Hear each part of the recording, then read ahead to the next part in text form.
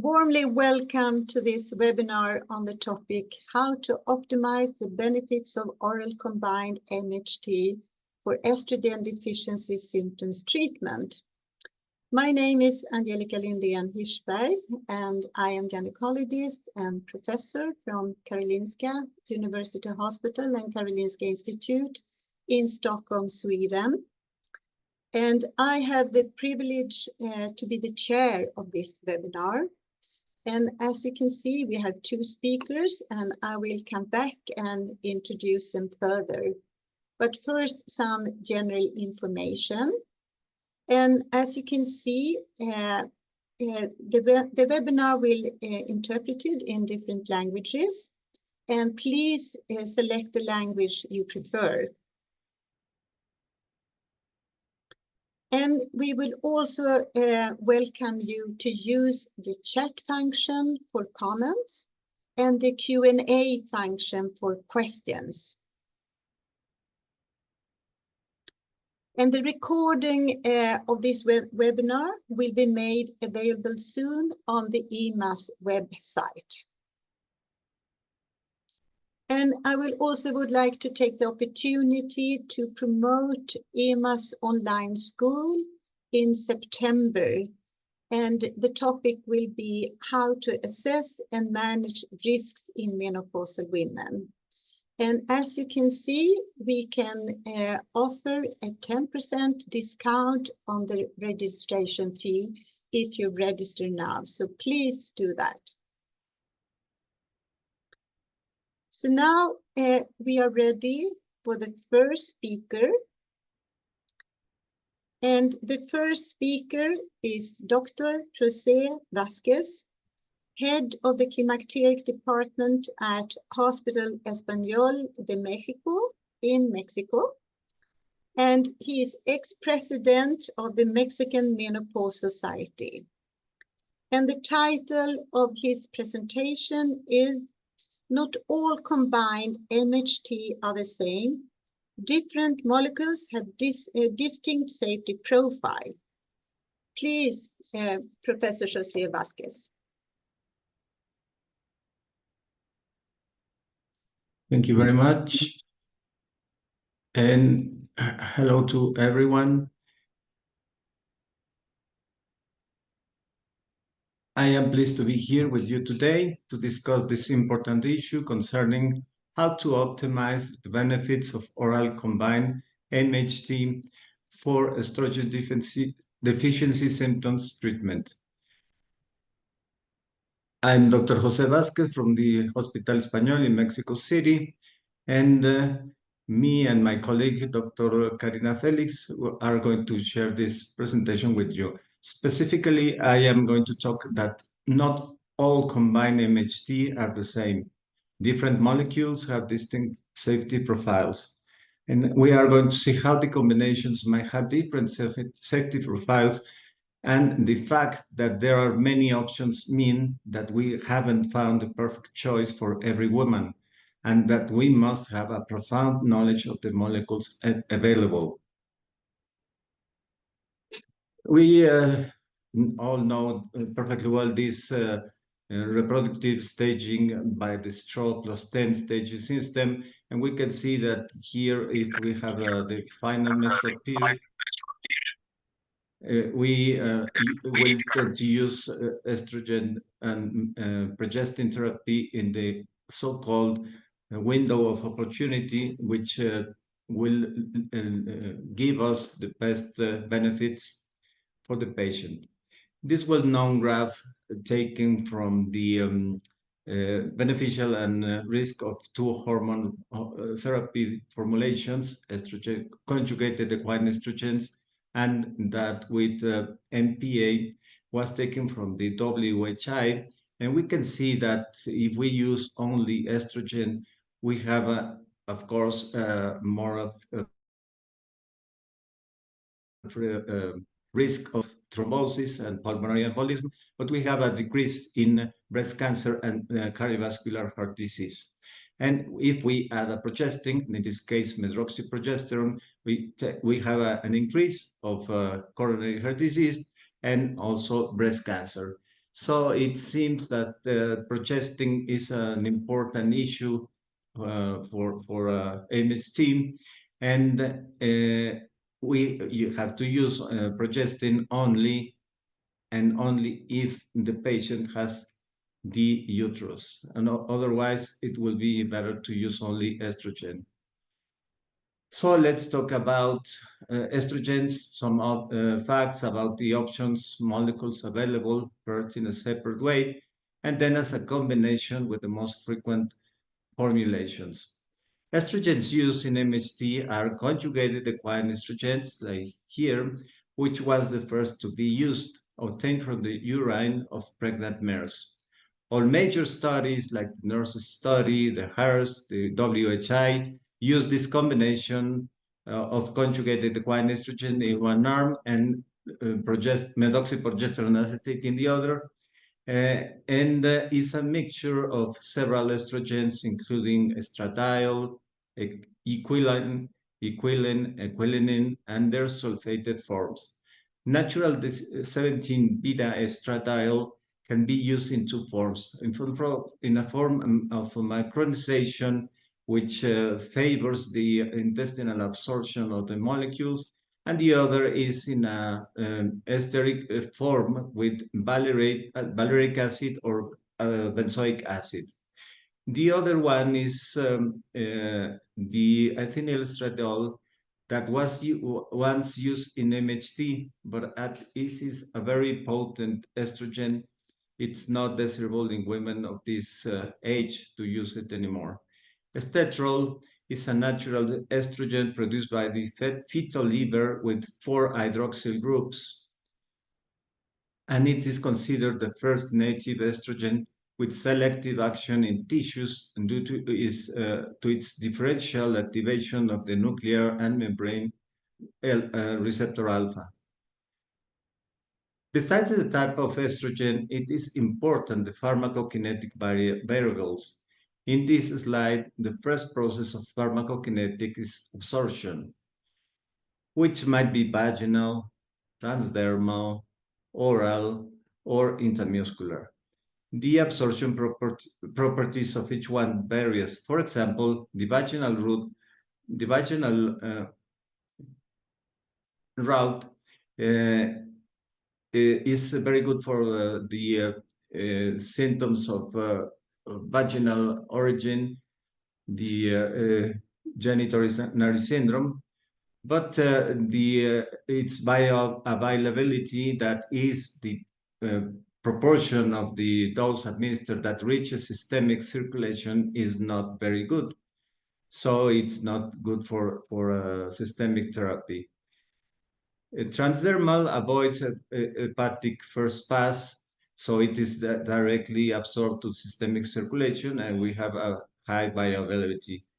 The oral form has to pass for the liver, and has the hepatic first pass metabolism, which yields estrone as the main metabolite. Several types of estrogens are used in MHT at varying doses. Different doses must be appropriate for different women at different menopausal ages. Here are the standard dose, which is about 2 milligrams of estradiol, which is equivalent to 0.625 of conjugated equine estrogens and 0.05 of transdermal estrogens. We can also use low dose and high doses depending on the situation we have to arrange. For many women, low doses of estrogen provide adequate relief of symptoms with a high rates of amenorrhea, and so higher doses are not required. Low dose MHT schedules are effective in controlling subjective symptoms in postmenopausal women and still increase bone density in those women. So the safety profile of a drug is then a mixture of its pharmacokinetic and pharmacodynamic properties, plus the dose administered, plus the route of administration, and the type and potency of the molecule that equals its safety profile. What about progestins? There are several classifications of progestin. The most used is this one, according to their chemical structure of the molecules. Here are highlighted the progestin used in MHT, which are mostly derived from progesterone, natural progesterone, and other one is dihydrogesterone, drospirenone, and tibolone. Here are the formulas of natural progesterone, and we can see that with some changes in the molecule, changes its pharmacokinetic and pharmacodynamic properties. For example, dihydrogesterone showing some changes in the molecular structure might produce significant changes in potency, binding, and in activation of receptors. Here we have medroxyprogesterone acetate, which is the most used progestin in the huge studies. The double bond between carbon 6 and 7 in progesterone changes the planar structure of progesterone and bends it to a 60 degrees angle and gives us dihydrogesterone. So these two progestins have very similar profiles, but they are used for in different doses. Dihydrogesterone is a close stereoisomer of progesterone with an additional double bond, as we had seen in the last slide, and it's highly selective for progestin receptors. It's available for oral absorption. As is the case for estrogens, the type of progestin is important regarding its pharmacokinetic and pharmacodynamic properties. The only reason to add a progestin to MHT is endometrial protection, as all we know, against malignancy. So it is important to use one that achieves that purpose and at the same time does not counteract other beneficial effects of estrogens or have an intrinsic adverse properties, like, for example, the activation of androgenic or mineralocorticoid receptors. Depending on the pharmacokinetic parameter of absorption, different viabilities are possible. Hepatic first metabolism is again important because it might interact with some other drugs the patient might be using, as it uses the P450 system of enzymes in the liver, as we can see here in this slide. In this table is for comparison of different pharmacokinetics, absorption, distribution, metabolisms, half-life, bioavailability, etc. That not are the same for all progestins. Oral forms must pass the liver, and here we have that they will be metabolized by CYP and give us different metabolites. All of them can reach systemic circulation, and here are the half-lives of some of them. So it's important that we know these properties. This slide is only for demonstration of the pharmacodynamic, the other aspect of pharmacology, regarding its mechanism of action. And then we can see that the progestin receptors are intracytoplasmic. They bind the progestin and then go to the nucleus to DNA and find the specific genes for transcription. The progestin might also bind and activate other steroid hormone receptors. This table is for demonstrating how different progestin might have androgenic activity, glucocorticoid activity, or estrogenic activity, depending on whether they bind and activate those receptors. So different progestins might have different safety profiles.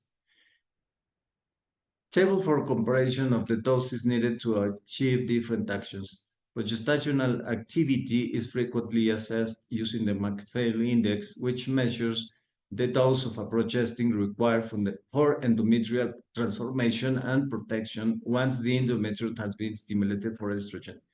So we can see, for example, in which we are talking endometrial transformation, we need around 100 to 300 milligrams of progesterone. And we can see that dihydrogesterone, which I told you is a very similar progestin in its properties, is used in doses 10 times less. Drospirenone, another progestin with anti-mineralocorticoid properties, is used in the doses of 2 milligrams. And these well-known regimens of administration, when the patient does not have the uterus, we will only give orally estrogen. When she has a uterus present, we can give it the first 14 days of estrogen and the second part combination when a progestin. Here there is a probability of vaginal bleeding that's frequent, and the other one is combined all the time, estrogen plus progestin, the progestin we choose. The systematic review of menopausal hormone therapy and the risk of endometrial cancer assess the safety of estrogen plus progestin therapy according to the risk of endometrial cancer, while considering both the regimen and type of progestin. For example, if we give estrogen alone, we have an increased risk of endometrial cancer than if we give combined with progestin, progesterone, natural progesterone, micronous progesterone, dihydrogesterone, or the others. So it's important that we consider this. These slides represents the putting this breast safety of MHT into perspective. We see that in the baseline we have the risk of breast cancer, and if we add MHT combined, we have 4 more cases than baseline. And if we use only estrogen, as was shown by the WHI, we have a slight reduction in breast cancer risk. This is for comparing the different risk factors of breast cancer and one responsible for MHT. We can see here in red, MHT, the increase in risk, but other risk factors are higher than, for example, high-fat diet, nulliparity, the family history of other cancer, etc. So we can see that there's increased risk, but not very high. In the Finnish cohort study, we can see that the breast risk increase is not uniform for all progestins, being less with estradiol and with estradiol and dihydrogesterone, and it is higher with medroxyprogesterone and other progestins. So here are some combinations, or usually used combinations of micronous estradiol and dihydrogesterone, in which the breast cancer is depicted here. Estradiol valerate plus drospirenone is low risk, and estradiol and norgestrel is also a low risk. In relation with cardiovascular risk, we can see that if MHT is begun within the first 10 years of after menopause, might have a positive effect in cardiovascular risk. And when it is initiated more than 10 years, or if the patient is older than 60 years old, this risk might increase in a significant form. In relation with this, we have another metabolic effects. For example, the combination of micronous estradiol plus dihydrogesterone increases total cholesterol levels. And it reduces total cholesterol and produces an increase in HDL, no changes, not appreciable changes in triglycerides, and no impact in the glucose levels. If we use estradiol valerate with drospirenone, we have also a total cholesterol reduction, minimal increase in triglycerides, HDL no changes, and there's a small decrease in body weight for the anti-mineralocorticoid effect, and there's no effect in glycemia. Estradiol plus norgestrel, there are no significant changes, and there are not so many studies on this combination. The risk of thromboembolism is another question we should ask to ourselves. ESTER was a multi-center case control study looking at the route of estrogen administration and progestogen on the risk of venous thromboembolism among postmenopausal women aged 45 to 70 years receiving MHT. Overall, users of oral estrogens had approximately fourfold increase in the risk of BTA compared with not user. This increase was not seen with transdermal estrogen administration, as there is no first-pass hepatic metabolism. So the combination of micronized estradiol and dydrogesterone increases the risk, relative risk 0.9. Validated estradiol plus dosperenone is similar, and the highest risk is with estradiol and norgestrel.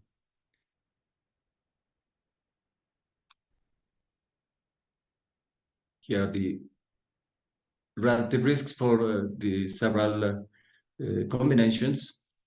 And here's a summary of profiles. Micronized estradiol and dydrogesterone is excellent for vasomotor symptoms relief, good endometrial protection. There's no increase in breast cancer, produces good bone protection, and there are no significant changes in lipids.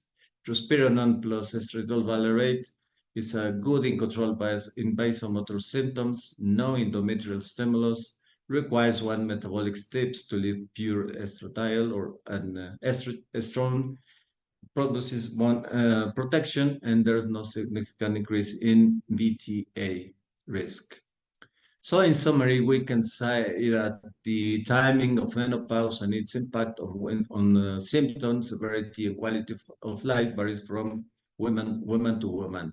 That MHT has been shown most effective treatment for managing menopausal symptoms, and that there are several combinations. We must choose which estrogen to use and which progestin to leave the best result to the patient. That estrogens have a potential risk given alone if the patient has uterus. There are many progestins, and each progestin have a distinct class effects.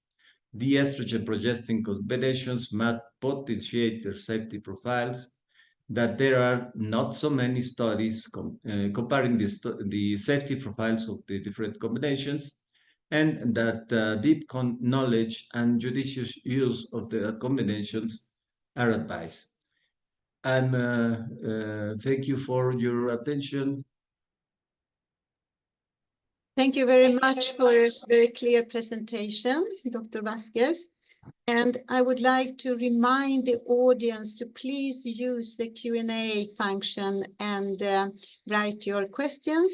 And after next presentation, the speakers will do their best to answer the questions. So now we move on to the next speaker, which is Dr. Patricio Barriga, who is specialist in gynecological endocrinology and associate professor at Universidad Finisterra in Chile. And he is also president of Chilean Society of Gynecologic Endocrinology. And the title of his presentation is Low Dose and Ultra Low Dose, which one for which patient group? Please, Dr. Barriga.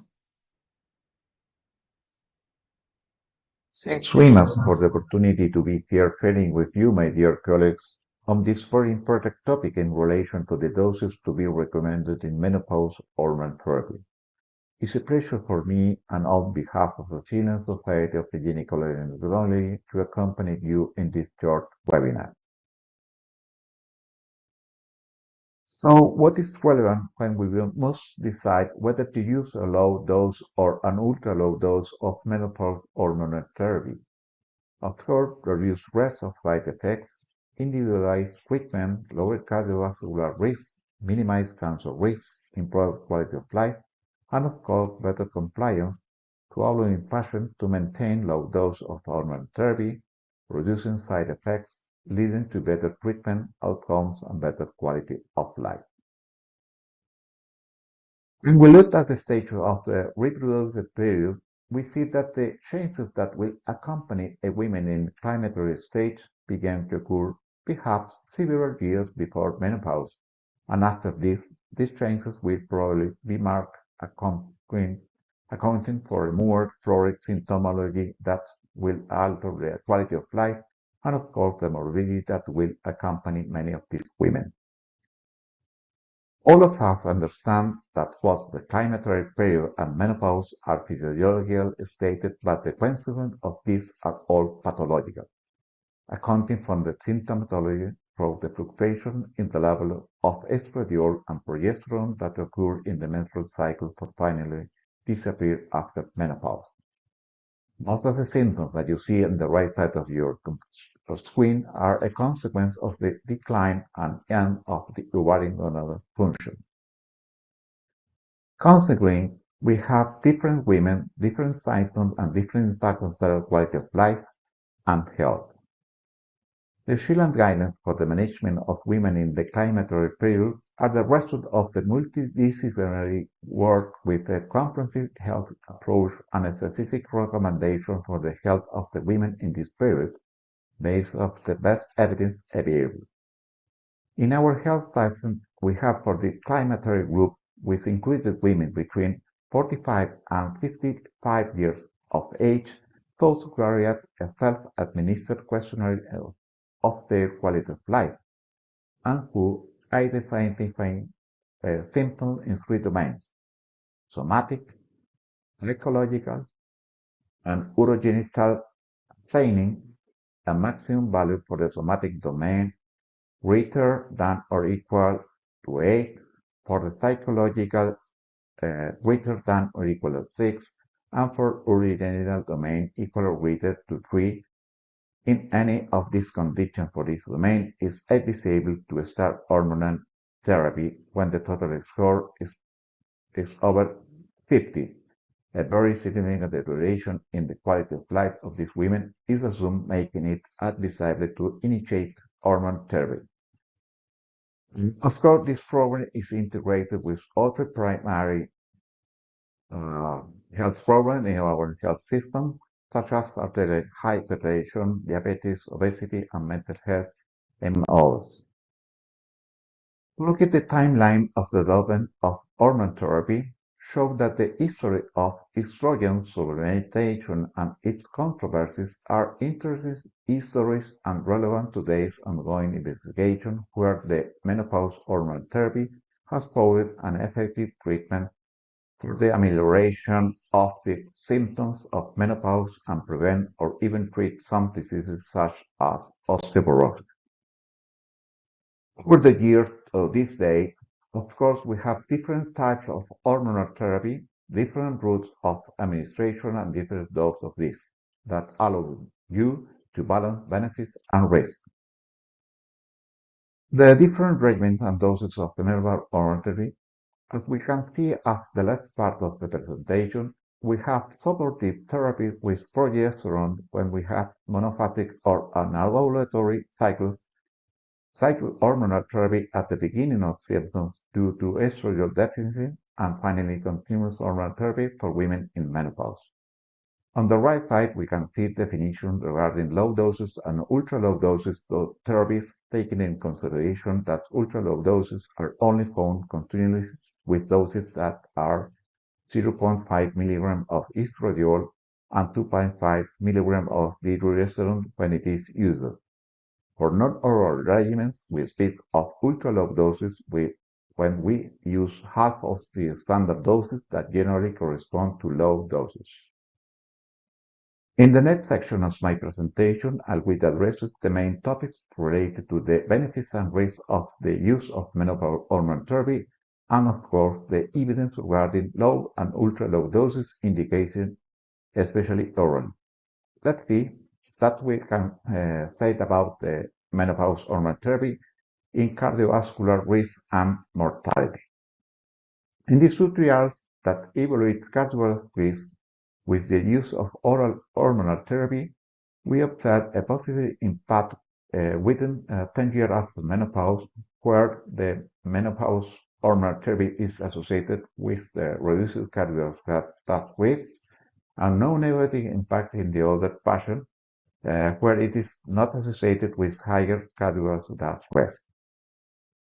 The same meta-analysis, when considering all causes of mortality, show a positive impact in your patients under 50 years and or within 10 years after menopause, where hormone therapy is associated with a reduces all causes that risk, and on the other hand, no negative impact in older patients, where it is not associated with higher all causes that risk.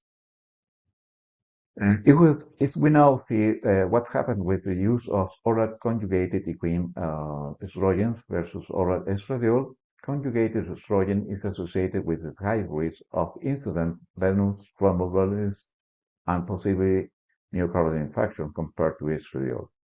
In the same way, it is also associated with higher risk of hemorrhagic stroke. Of course, it's also important to consider the age at which hormone therapy started. This meta-analysis of 23 studies shows a 32% reduction in CHD events in younger women, with no reduction observed in older women. In this way, hormone therapy shows an overall reduction in mortality for women under 60 years of age or with less than 10 years of menopause. WHA 18-year follow-up women aged to 50 to 59 years, the hormone therapy was not associated with risk of all causes, cardiovascular or cancer mortality, especially in conjugated estrogen-only arm, see at the bottom in blue of your screen. But it's important not only to consider the age at the time of menopause of the women, but also the progesterone.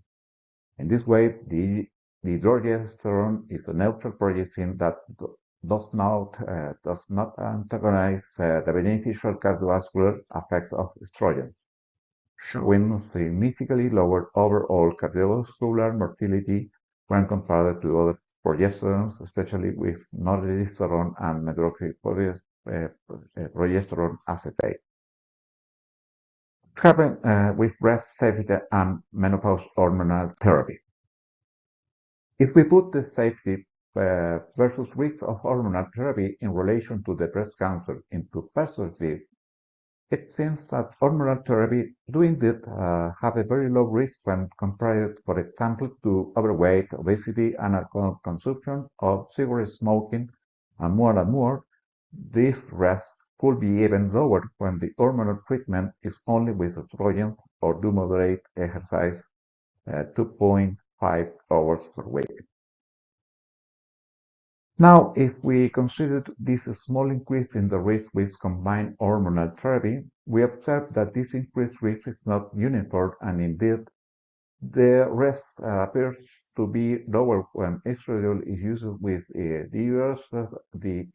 progesterone compared to other progesterones, as the next slide shows. This study showed that long-term systemic menopause hormone therapy used in women will start this between 50 to 59 years is associated with increased risk of breast cancer with medroxyprogesterone, levonorgestrel, and noradiosterone. But on the other hand, there are no significant additional risks with estrogen combined with progesterone compared with never users. In 2020, a long-term follow-up study revealed that estrogen alone is not associated with increased risk of breast cancer. with lower incidence and mortality when compared to combined use with medroxyprogesterone acetate, which does show a higher incidence of breast cancer but no mortality.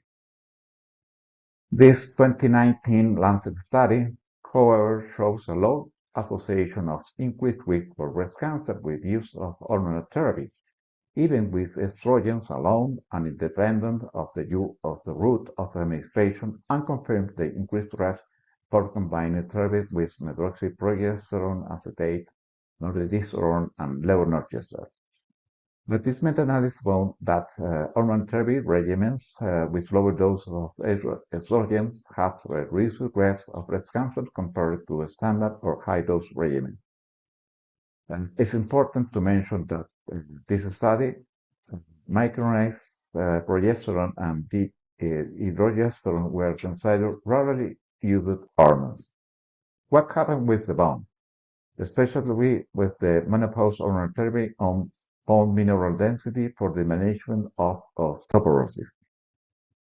We know that the menopause hormone therapy prevents loss of bone mineral density for the management of osteoporosis, and this study shows that the estradiol 1 milligram with the hydrogesterone is as effective as 2 milligrams conserving lumbar spine and proximal femur bone mass.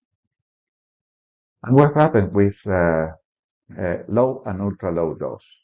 This previous study shows benefits in this regardless of the type of estrogen and the administration route used. In this first study, the ultra-low doses of transdermal estradiol significantly improved bone mineral density in postmenopause women compared to placebo. The next study demonstrated that lower doses of conjugated estrogen without medroxyprogesterone acetate in very low dose are effective in increasing bone mineral density in reducing the incidence of vertebral fractures in postmenopausal women. And the last study showed that the continuous low doses of estrogen and progesterone, along with calcium and vitamin D, have positive effects on bone density in older women. What happened with the risk of venous thromboembolism? The risk of venous thromboembolism appears to be significantly lower with the use of transdermal estradiol and very similar when we use low oral doses of estradiol in combination with micronized progesterone and dihydrogesterone. In summary, we must use the lowest effective dose of menopause hormonal therapy and individualize the needs for each patient.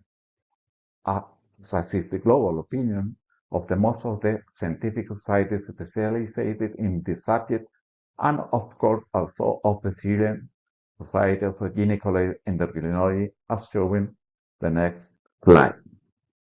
For the International Menopause Society, the dose was to be the lowest.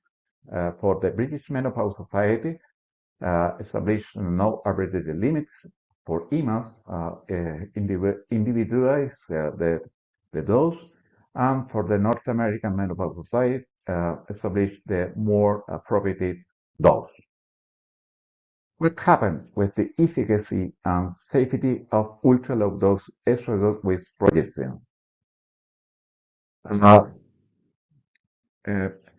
With the estradiol and dihydrogesterone, the result of this study in participants separated by age, duration of menopause in months, and body mass index confirmed the consistent reduction in vasomotor symptoms treated with ultra-low dose of estradiol and dihydrogesterone in different patient subgroups versus placebo.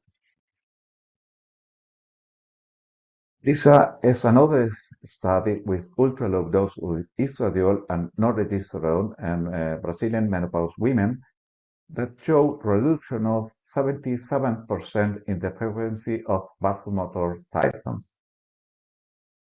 It happened with the safety of estradiol, low dose of estradiol, and dihydrogesterone. This study shows adequate safety and tolerability profile, and uh, um, um, 16 rates of adverse events such as metrorrhagia in 70% and uterine hemorrhage in 6.5%, breast pain in 1.6%, breast discomfort in 0.9%, and especially a high rate of amenorrhea over 90%, especially after 1 year of initiated therapy. And there were no clinically significant changes in vital signs of laboratory parameters. What happened with the quality of life of Israel and the dihydrogesterons? Uh, This Chinese study also shows that ultra-low dose of estriol and dihydrogesterone is associated with improvement in feeling down and aching muscular joints and reduce the total score of questionnaire of quality of life. In summary, the ultra-low dose regimens provides an additional option for women experiencing vasomotor symptoms of menopause, helping physicians to tailor menopause hormone therapy to individual patient needs. Final conclusions. Hormonal menopause therapy covers a range of hormonal treatment. This is the most effective way to control menopause symptoms, especially in the hot flashes, and so giving other health benefits. We know that hormonal therapy is safe, especially in women under 50 years or for the first 10 years after the onset of menopause. The other risk for blood clots, stroke, and breast cancer while taking menopause hormone therapy is very small, unlike that for the many other risks, such as being overweight. We have different types of menopause hormone therapy that are associated with different risks. If we have to consider the use of menopause hormone therapy with ultra low or low doses, especially in women after over 55 years and continuing with ultra low doses in women over 60 or 65 year or can use transdermal estrogen. We know that ultra low doses may be useful in controlling arterial hypertension, moderated, and hyperthyroidism, or women with endometriosis. And ultra-low doses may be useful in hot flashes or vaginal dryness, especially women that are using Tibolone as therapy.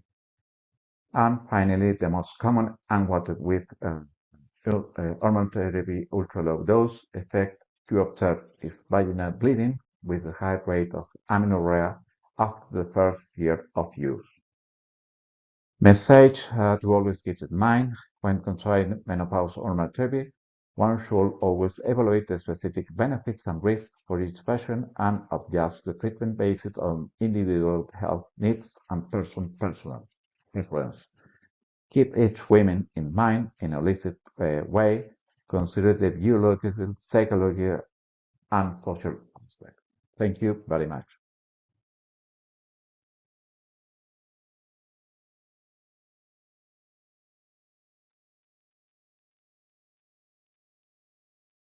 Thank you very much, Dr. Barriga, for a very nice presentation. So now we have time for questions, and we have received some questions in the Q&A function. So I think we could start with the first one. Good afternoon. How to use hydroxyprogesterone caprate at a dose of 250 milligram in cyclic and continuous mode. I must admit I do not recognize this substance, but maybe Dr. Vazquez or Dr. Barriga would like to answer this question. We have a hydroxyprogesterone acetate some time ago in Mexico. We used that molecule for prevention of abortion. Now it's not available anymore. and I do not have any experience in the use of this molecule in MHT, so I cannot answer that. Not me either. What about Dr. Barriga? Do you have any experience? Also, my colleague, it's a pleasure here with all of us. Unfortunately, we don't hear you very well.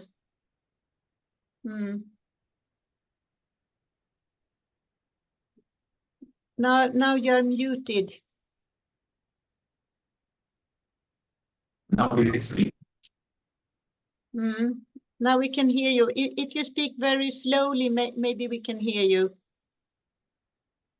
Please, difficulties with my I have any problems. I don't know what happens. Really, if you listen to me, I want to try to talk. Unfortunately, we cannot hear you very well. Maybe you can get some help from IMAS, but maybe we can just go on with another question. So we take next question. So is dydrogesterone better than micronized progesterone? And I think this question is very relevant. Yes. Dr. Vazquez. Yes, that is a very important question. Progesterone and dydrogesterone are two molecules very similar in their profiles. As I showed you, it's a double bond, which makes the progesterone molecule to bend. So the advantage that I see with dydrogesterone being equally with the effects very similar to progesterone is that you can use it at lower doses, 10 times lower dose than progesterone. So it tends to decrease the secondary symptoms like bloating, abdominal bloating, headache, somnolence, etc., that we can see sometimes with using progesterone. So I prefer to use dydrogesterone for that purpose. It's a lower dose. It's a very good progestin. It protects the endometrium and has good pharmacokinetic properties. What about tiredness, which could be quite common with progesterone? No, I'm asking you. It's my question. Which is? Tiredness. I mean, quite many women complain about becoming tired with progesterone. Yes, and what about dydrogesterone? In my experience, the patients tolerate very well that the regimen, especially when combined with micronized estradiol. And I prefer to use continuous dosification. I don't usually use sequential because the possibility of vaginal bleeding, which makes them uncomfortable, but the adherence is very good. On the other hand, as far as I know, there is no direct comparison between dydrogesterone and progesterone. So I mean, we have our clinical experience, but no study to lean on. Okay, maybe we can go to next question. And that is, I cannot find information about premenopausal hormone therapy. Is it reasonable to ignore this period of women's life? And I really agree that many women can have symptoms early during menopausal transition. What is your comment about this? Yes, in that time, there might be vasomotor symptoms, and it is suitable to give some hormone therapy replacement. And that is especially the use for sequential forms of administration, in which the patient has less vasomotor symptoms.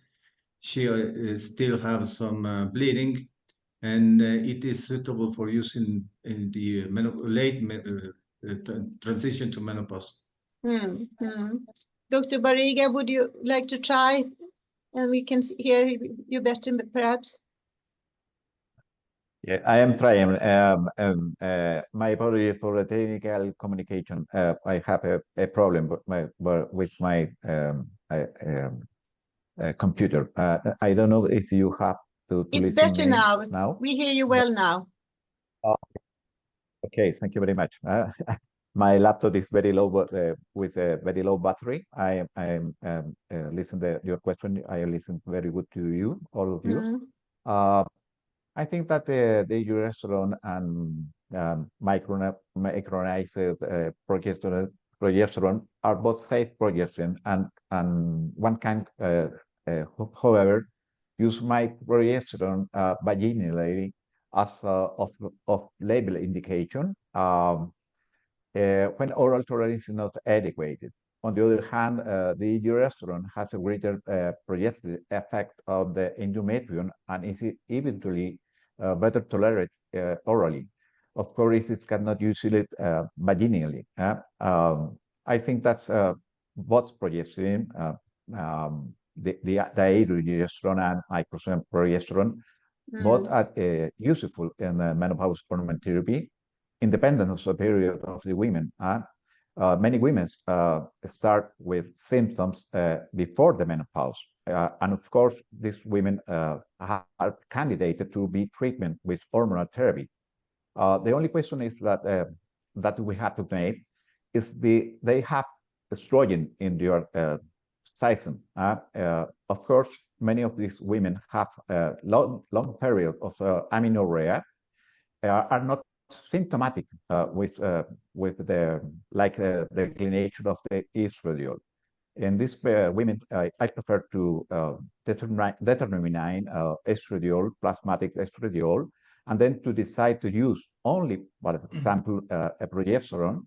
The progesterone is a good alternative because I insist have better endometrium protection and have better orally tolerability. But on the other hand, you have to use micronized progesterone by vaginal because when you have a problem. In my country, we have both progestins, but not have ultra low dose of the progesterone. It's only standard doses with 5 and 10 milligrams of the progesterone and 1 milligram of the estradiol. Thank you. Shall we move on? Because now we have a lot of questions. And one question is, for how long could a woman take MHT? Who wants to answer that question? That's a very good question. Some years ago, the international guidance of menopausal hormone therapy stated that it should not be used for more than 4 years. Now it's not, there's no definitive time, as long as the patient has symptoms and she's under control, not going unattended. She might use it for 5, 10 years or even more.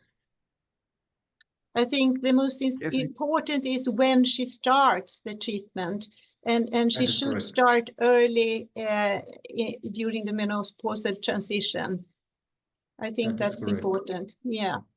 And preferably that she is not older than 60 years old. Yes, yes. Another question was about hysterectomy and how can it affect menopause, and what kind of treatment can we suggest for a woman who have undergone hysterectomy? As I said, when the woman has not the uterus, it has been removed, it is not necessary to add a progestin. So it makes easier for us only to give her estradiol or other estrogen by any route. If the symptoms are vasomotor, for example, it's a good idea to use the transdermal or oral.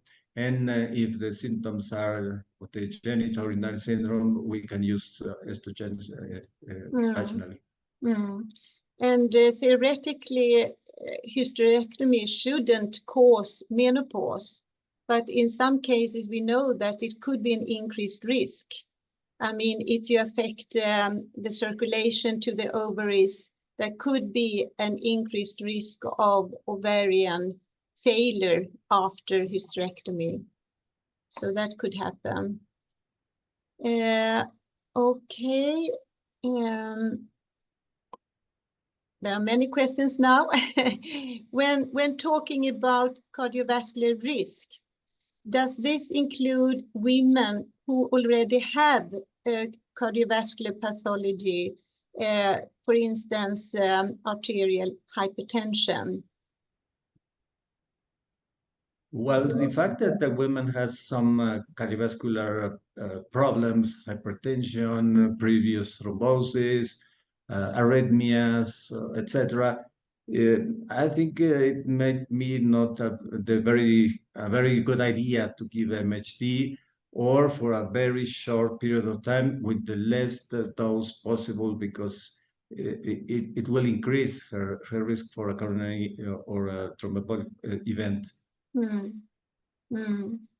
But if she has well-controlled hypertension? If she has a good control, I should use the lowest dose of estrogen. And maybe transdermal estrogen? And maybe transdermal, because it avoids the first hepatic and does not alter the factors of coagulation. I think we have time maybe only for one or maybe two questions more. And I can see that Dr. Barriga has some problems, but Dr. Vazquez, would you like to choose a question which you think is important? Because we have many now. Yes, I saw here a very good question that said that if they do not have a dihydrogesterone available, that if progesterone is a good alternative, they are very similar. The advantage that I see with dihydrogesterone is the lowest dose, but the profile is very similar. You can use perfectly well progesterone, with the advantage that you can use it. It has a good uterotropic effect by vaginal administration. Dr. Barriga, are you with us now? Sorry. May I ask the two of you my last question, and maybe you can answer shortly. What would be your first choice of treatment to a healthy postmenopausal women who have symptoms? What would be your first choice of treatment? Dr. Vazquez, would you like to start? Yes, if no uterus, estrogen alone. If uterus, I will use dihydrogesterone plus estradiol, micronized estradiol.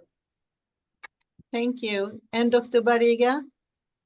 Okay, I use in women without the uterus, with menopause symptoms, I prefer to use estradiol. You can use orally or transdermal if you consider the risk factor, with especially cardiovascular risk or metabolic risk, that like hypertriglyceridemia. In the other hand, you can use Tibolone. It's a good treatment for menopause symptoms. We have Tibolone in our country, and I know that in Europe, of course. But in women without uterus, with endometriosis, I prefer to use estradiol, ideally low dose, with the dihydrogesterone. You can use in these women combined treatment and of course Tibolone of too, because Tibolone don't have any effects in the on the endometrium. But the only reason for to use progesterone and is in women without uterus is women with endometriosis, of course, I think. So I think for an otherwise healthy postmenopausal women, there are several alternatives and options. And actually in Sweden, where I am living, transdermal estrogen, for instance, together with Mirena, is a quite common option as well. I think it's time to close this webinar now, and I would like to thank both speakers for very nice presentations, and I would like to thank the audience for many questions, and I hope you are satisfied at least with some answers to all your questions. So thank you very much, and I hope to see you again.